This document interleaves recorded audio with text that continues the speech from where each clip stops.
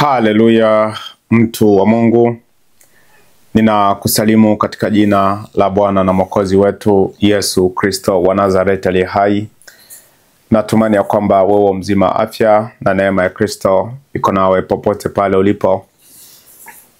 Ukiwa ni wakati huu ambao ninakujia na title ambayo inasema ya kwamba kwa nini unatakiwa kuamini katika uwepo wa Mungu? Kwa nini unatakiwa kuamini katika uwepo wa Mungu? Ama kwa maana nyingine naweza nikasema udhibitisho wa uwepo wa Mungu. Sababu katika mazungumzo mengi tumekutana na aina nyingi za binadamu ambao baadhi wanakanusha na kusema hakuna kitu kinachoitwa Mungu, ni propaganda tu ya nchi za magharibi. Wengine husema ya kwamba Mungu hayupo, Mungu ni ile miungu ambao tuliabudu tu. Wazungu walituletea Mungu wao na sisi tukaacha Mungu wetu, tukafuata Mungu wao. Na maneno mengine mengi ambayo yanakuwa yakisemwa huko mitahani. Lakini leo nataka nikudhibitishie kwamba Mungu yupo, na kama utakubali kumpa maisha yako, utamuona katika uhalisia na katika kiwango ambacho kweli mwenyewe utasema kweli mzee yupo. Yesu wetu asifiwe sana. Nataka kwanza nikupe sababu mbili za kwa nini unatakiwa kuamini katika uwepo wa Mungu. Unajua kinachomfanya Mungu kuwa Mungu sio kwa sababu ameletwa na wazungu, sio kwa sababu tumefundishwa kanisani, sio kwa sababu wewe unamwamini. Hapana. Kinachomfanya Mungu kuwa Mungu ni kwa sababu alikuwa Mungu hata kabla wewe hujakuwepo. Kinachomfanya Mungu kuwa Mungu ni kwa sababu atabaki kuwa Mungu hata kama wewe uamini.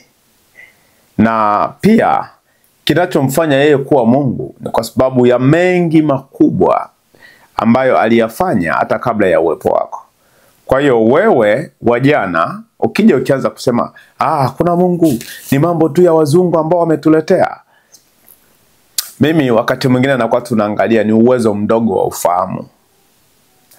Lakini nataka tu nikuoneshe mambo ambayo kwanza kabisa yalimfanya Mungu kuwa Mungu, ama sifa ambazo zinapelekea mpaka Mungu aitwe Mungu. Jambo la kwanza, Mungu anaitwa kuwa Mungu kwa sababu yeye ndo mmiliki wa kila kitu. Nasema mmiliki wa kila kitu. Ninaposema mmiliki wa kila kitu, ninamaanisha ya kwamba bila Mungu hakuna ambacho kingekuwepo. Kuna wanasayansi na wasomi wengine huaga wanadiriki kusema kwamba vitu vyote vilitokea tu. Lakini natamanigi sana kama ambavyo wanahistoria walijaribu kutuonesha revelation ya mwanadamu alivyotoka kuwa nyani mpaka kuwa mwanadamu, kwamba wajitahidi basi hata hizi nyani za leo, maana nyani bado zipo, ukiamua tu kuzitafuta utaziona. Hizi nyani za leo hizi na zenyewe at least basi hata jua zinabadilikaga, kanakuwa kanyani tena kanakuwa kamtu. Hebu tuone kweli kama huyu Mungu hayupo, kwamba mwanadamu alitoka katika nyani. Utakuja kuona ni maneno tu ya kebei ya kutaka kudharau uwepo wa Mungu kwa sababu ya maslahi yao. Maandiko yanasema kwamba mpumbavu husema moyoni mwake hakuna Mungu. Lakini nataka tupitie andiko hili kwanza kabla tujenda mbali. Kitabu cha Zaburi sura yake ni 24 na mstari wake wa kwanza. Anasema hivi: nchi na vyote vijazavyo ni mali ya Bwana, dunia na wote wakao ndani yake. Anasema nchi na vyote vijazavyo ni mali ya Bwana, dunia na wote wakao ndani yake. Nchi na vyote vitu. Kinachomfanya Mungu kuwa Mungu ni kwa sababu ya uwezo ambao ameutumia kutokeza vitu halisi, natural, ambavyo vipo leo, ambavyo mwanadamu hata ufanye nini uwezi ukavitokeza.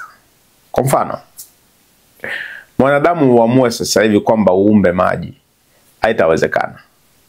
Mwanadamu uamue sasa hivi uumbe upepo, haitawezekana. Yani, ndio maana yapo mambo unique ambayo yanamfanya Mungu kuwa Mungu. Kana kwamba hata kama wewe ukiamua kumreject leo, ama ukiamua kumkataa ama kumuignore, haimfanyi yeye kutoka kwenye ile sifa yake ya kuumba. Leo nilikuwa naongea na mzee mmoja, akaanza kuniletea story za mbingu, Mungu yupo, vitu vinafanana na hivyo. Ila nilimwambia tu kwamba hivi unafikiri aliyejenga hii jengo ni nani? Au ni mtu? Una uhakika gani kwamba ni mtu? Kwa sababu naona jinsi walivyojenga. Nikamuuliza, hivi unafikiri hizo mbingu zinaweza zikakaa pasina kuwa na uwezo wowote ambao unazishikilia, na kwa nini hazijaanguka? Kinachomfanya Mungu kuwa Mungu ni kwa sababu anafanya mambo ambayo ufahamu na akili zetu huwa zinafika mwisho. Kwa hiyo, jambo la kwanza, Mungu ni ona. Mungu ni mmiliki wa kila kitu. Kwa hiyo kinachomfanya Mungu kuwa Mungu ni kwa sababu yeye ni mmiliki wa kila kitu. Hakuna binadamu aliyemmiliki, ila ni Mungu ndo mmiliki wa kila kitu. Na kama mwanadamu yeyote anajiita ni mtawala ama ni mmiliki, amiliki yeye. Amnamiliki kwa uwezo aliopewa na Mungu ili kumiliki. Kitabu cha Warumi, fikiri sura yake ya 13, kuna kitabu fulani hapa kinasema neno fulani. Ibrania 13, Warumi 13. Warumi 13. Maandiko yanasema hivi: kila mtu na itii mamlaka iliyo kuu, kwa maana hakuna mamlaka isiyotoka kwa Mungu, na ile iliyopo imeamriwa na Mungu. Hii inamaanisha ya kwamba hata kama wewe ni mwenye mamlaka, wewe jua tu, haijalishi umepenyeza njia gani kufika hapo, mzee ameruhusu. Ndio maana wewe sio ona. Hata kama leo unajikuta unasema Tanzania ni ya kwangu, Kongo ni ya kwangu, Marekani ni ya kwangu, ni ya kwangu, wewe ndugu, hukumiliki kwa sababu wewe ni smart. Unamiliki kwa sababu yupo mmiliki aliyekupa umiliki. Ndio maana unamiliki kwa muda, kwa sababu mmiliki mwenye vyake ndio ambaye anajua nini afanye na watu wake. Kwa hiyo kinachomfanya Mungu kuwa Mungu ni kwa sababu ya umiliki. Jambo la pili, kinachomfanya Mungu kuwa Mungu, anasema dunia na wote wakao ndani yake, ambao ni wewe. Mungu ni chanzo cha uhai. Mungu ni chanzo cha uhai. Kumbuka, mwanadamu sio huyu unayemwona hapa. Mwanadamu ni roho ambayo kwa namna ya mwili huu wa udongo, mwanadamu huna sifa yoyote ya kuitwa mtu. Kinachomfanya mwanadamu awe mwanadamu ni pumzi, ambayo hiyo umeazimwa na Mungu. Andiko anasema katika Mwanzo sura yake ya 2 mstari wa 7. Mwanzo 2:7, maandiko matakatifu yanasema hivi: Bwana Mungu akamfanya mtu kwa mavumbi ya ardhi, akapulizia puani pumzi ya uhai, mtu akawa nafsi hai. Kwa hiyo chanzo cha uhai ni Mungu. Na mpaka Mungu afike kupuliza puani mwa mtu pumzi ya uhai, ina maana kwamba yeye ndio chanzo cha maisha. Ndio maana hakuna mwanadamu ambaye anaweza kumpa mwanadamu mwingine maisha. Ndio maana hata madokta pamoja na elimu zao wanazokuaga nazo, wakifika kwenye operation iko sensitive, wanaambianaga homba Mungu. Homba Mungu. Operation tunayofanya ifanikiwe. Kwa nini? Kwa sababu wanajua yapo mambo ambayo wao hawayawezi, kwa sababu yupo Mungu ambaye ni chanzo cha maisha ya mtu. Yesu wetu asifiwe sana. Kwa hiyo ninakushangaa sana, pumzi unayopumulia ni ya Mungu, alafu Mungu huyo huyo ambaye amekupa pumzi bado unamkataa na kusema kwamba hayupo. Wanadamu nyie, nashindwa kuelewa. Ndio maana Mungu kwa kutaka kuepusha mambo mengi ya kusema hayupo ameamua kwanza kututendea ili kututengenezea mazingira ya kumwamini. Lakini pamoja na yote, wanadamu bado ni wabishi. Wapo watu ambao mnasema kwamba mnamwabudu Mungu wa wazungu. Mimi siamini kwamba ni Mungu wa wazungu ndo alinipa pumzi. Siamini kwamba ni Mungu wa wazungu ndo aliumba hii dunia. Wazungu hawana Mungu. Wazungu wanaweza wakawa na mfumo ambao wameleta, lakini of course hawana Mungu. Mungu ni mmoja tu. Niko nasema Mungu ni mmoja. Na kama Mungu ni mmoja, kama kutakuwepo na mfumo mwingine wowote wa kuabudu kitu kingine chochote, tafadhali kitu hicho kisiitwe Mungu. Hicho ni miungu. Na maandiko yamekataa tusiabudu miungu mingine. Acha nikueleweshe kitu hapa. Kwa wale ambao mnasemaga wazungu walituletea Mungu, walitukuta Afrika tunamjua Mungu, baadaye wakatuondolea Mungu, wakatuletea vya kwao. Ni ufahamu tu mdogo, kwa sababu Mungu aliyeumba ni mmoja tu. Yatosha kusema wazungu walileta mifumo ambayo ingetutoa katika utaratibu ambao tulikuwa, katika mfumo ambao tulitangulia nao. Lakini wazungu hawakuleta Mungu. Ingawa walileta Biblia, ila walileta Mungu. Unaweza ukasema kwa uchache kidogo kwamba nia yao ya ndani huenda ilikuwa mbaya. Lakini kusema kwamba walileta Mungu, walitutoa na Mungu, wakaleta Mungu, ili halina ukweli wowote, maana hakujawahi kuwa wa Mungu wawili. Mungu ni mmoja tu. Na mwingine yeyote ambaye atakayejiita hivyo afanyiki tena kuwa Mungu, anafanyika kuwa miungu. Andiko kwenye Kutoka anasema msiwe na miungu mingine ila mimi. Kwa hiyo huyu Mungu aliyeumba mbingu na nchi ni Mungu mwenye wivu. Mungu mwenye wivu. Kwa hiyo hatutakiwi kuabudu miungu mingine iwayo yote. Ngoja nikusomea hapa.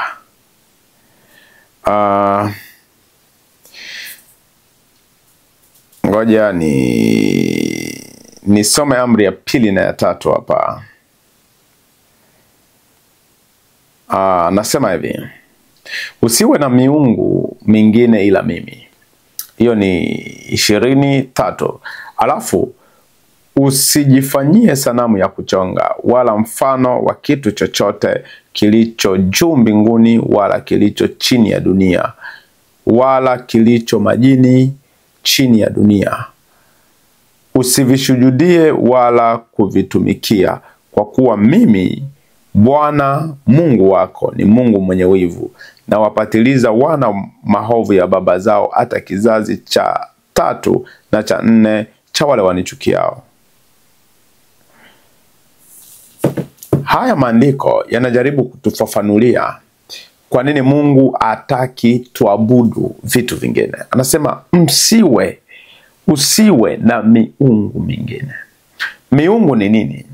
Miungu ni mtu ama kitu chochote ambacho kinajihisi kwamba kina nguvu ambayo kinaweza kikajimilikisha watu ili chenyewe kichukue nafasi ya Mungu na chenyewe kiabudiwe.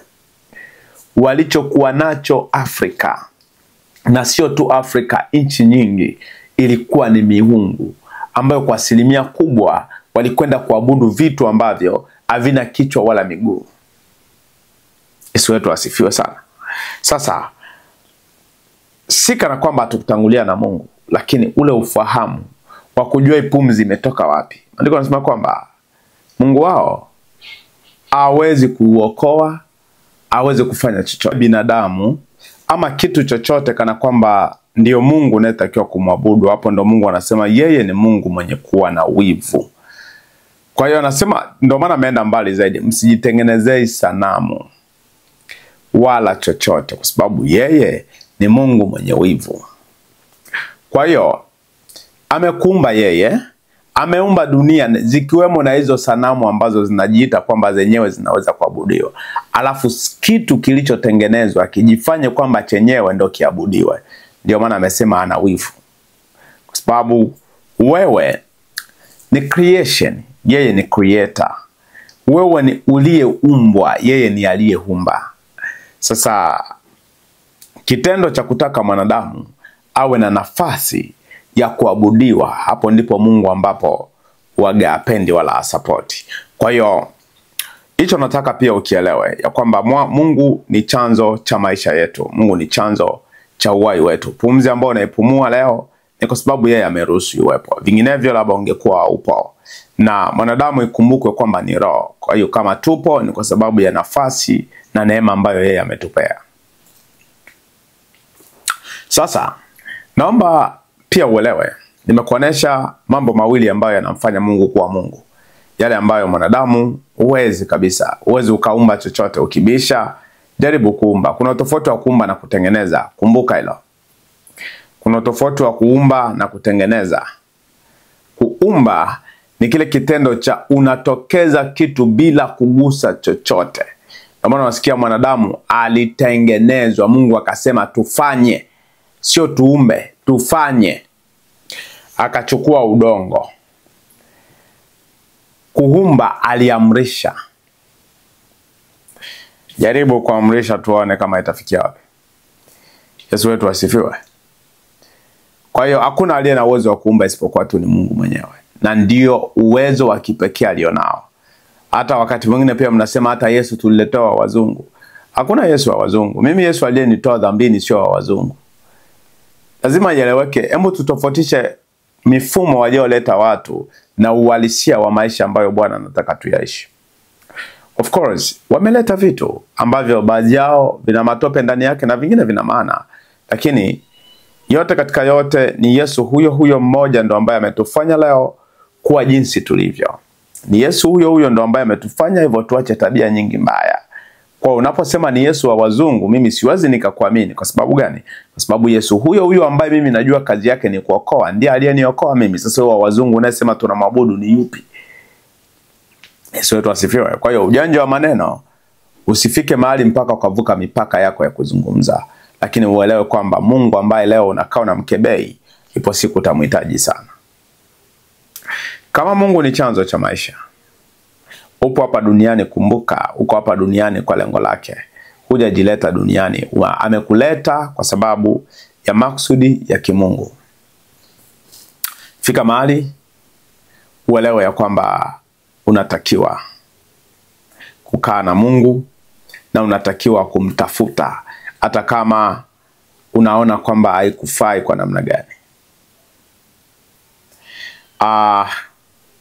Kama Mungu ni mwanzo wa maisha, kumbuka pia yeye ndo mwisho wa maisha. Ndio maana siku zote katika maisha yako usifanye mambo mabaya kwa kumuiga mtu fulani. Kwa sababu kila mwanadamu ana mwisho wake. Unajua binadamu hawa ambao tunakutana nao, hawa ambao tunaishi nao, rafiki zetu, ndugu zetu, wazazi wetu, tumekutana tu duniani. Tumekutana duniani na tutaachana duniani. Lakini kumbuka safari yako ya maisha unaijua wewe baadaye na anajua Mungu. Usije kamwe ukaishi duniani kwa kukosana na Mungu eti kwa sababu unataka kusikiliza anachokuambia mtu fulani. Hapana. Fike mahali uelewe jukumu la kutunza uhusiano wako na Mungu ni la kwako. Na hakuna ndugu atakusaidia katika maisha yako yajayo. Napenda kuwafahamisheni ya kwamba maisha tunayoishi hapa duniani ni ya muda mfupi. Na kama maisha tunayoishi hapa duniani ni ya muda mfupi, ifike mahali tuwe binadamu ambao tutaelewa umuhimu wa kukua na Mungu. Shetani, dhambi hawana mahali watakapokupeleka. Shetani ana wivu tu. Na wivu wa shetani ni kwa sababu anatafuta wateja wa kupata nao hukumu pamoja. Hivyo nikusihi, anapokujaza kiburi, anapokujaza dharau na maneno mengine ya aina yote ya kumkataa Mungu, wewe fahamu tu lengo lake ni kana kwamba anataka muungue naye pamoja. Unayehusika na maisha yako ni wewe. Usione fahari kuchekewa na watu, usione fahari kuonekana mjuaji wa kuzungumza. Ifike mahali uone fahari kwa sababu ya umeutunza vizuri uhusiano wako wewe na Mungu. Wapo watu wengi sana ambao nimeona mmekaa mbali na Mungu, sio kwa sababu hampendi, lakini kwa sababu ya mazingira ambao mmejitengenezea. Na hii itafikisha watu wengi sana pabaya.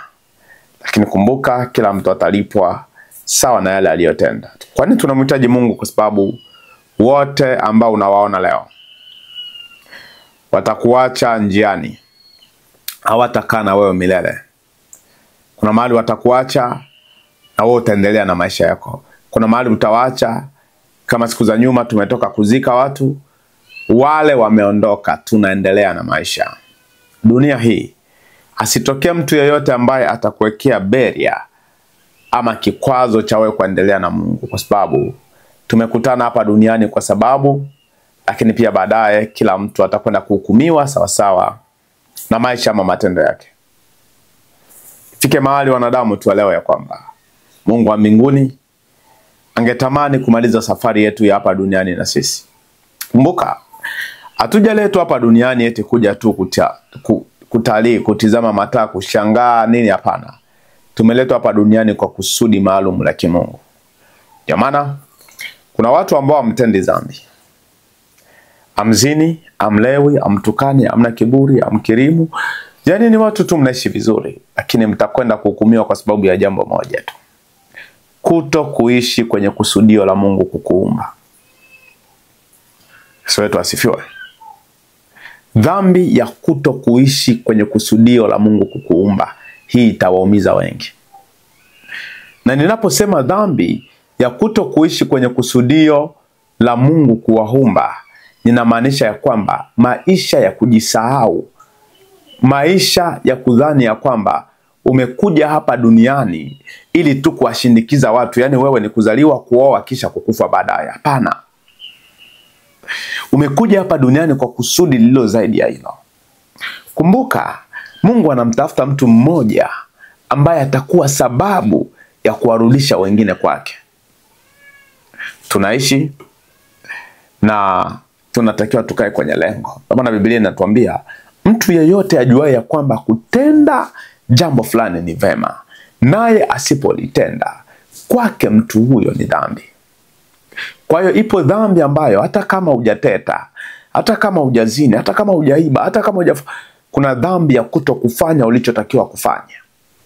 Hii itawaumiza wengi. Na hata wengine ni walokole, wako makanisani, wanamwabudu Mungu usiku na mchana, lakini itafika mahali watahukumiwa kwa sababu ya hili. Kwa sababu hakuna binadamu ambaye Mungu alimleta duniani kwa bahati mbaya. Hakuna. Hayupo huyo mwanadamu. Vinginevyo usingelizaliwa. Mungu anatafuta mtu mmoja ambaye atakuwa sababu ya ufalme wake kutukuzwa. Na mimi naamini tu mtu huyo atakuwa ni wewe. Mungu anatafuta mtu ambaye at least atakaposimama au ni sababu ya watu kuelewa uwepo wake yeye duniani. Uwepo wa Mungu katika maisha ya mwanadamu. Lakini cha ajabu ni kwamba watu tunakuwa na vitu vingi vya ajabu. Mungu yupo. Tumemwona maeneo mengi. Tumemwona akitusaidia, tumemwona akituponya, tumemwona akituelekeza. Na haya yote yanaashiria ni mara ngapi anaendelea na ataendelea kuwepo. Elimu ikizidi sana, mara nyingi wanadamu ufahamu ukiongezeka, hakuna jinsi.